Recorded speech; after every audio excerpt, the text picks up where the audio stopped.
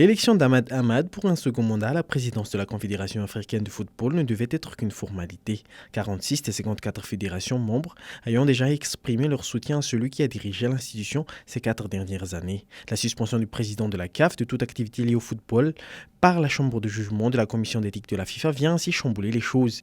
Siten Randiana Soulniek, président du comité olympique malgache, y voit surtout une manœuvre de la FIFA pour empêcher le ressortissant malgache de priser un second mandat à la tête de l'instance africaine de football. Zavatra tahaka an'itony dia misy ifandraisany amin'ny fifidianana. Azadino fa tamin'ny fotoana nanapahan'ny Platini hevitra hilatsaka dia nilatsaka koa iny zavatra iny.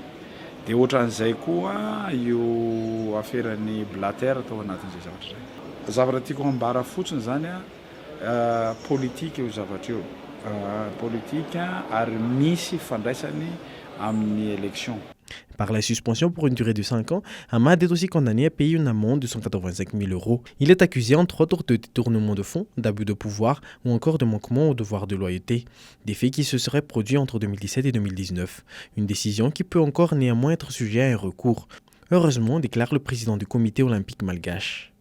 Tsy midika fa iny zany ny tena décision finale. Fa mbola manana fahefana zany président Ahmad mampiakatra an'le raha n'iny décision dia tsy mahazo milatsaka izy fa ao anatin'io ady 60 jours angambany izay no ahafantarantsika azy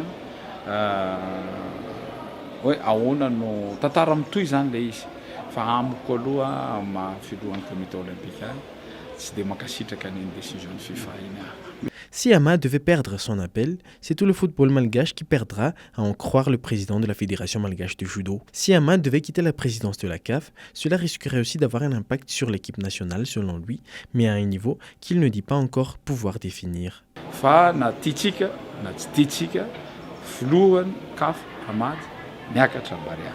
Misy dika zay na dia nisy ara fanampiana avy amin'ny fanjakana, nisy fanampiana avy amin'ny fitadiavana joueur tena izy.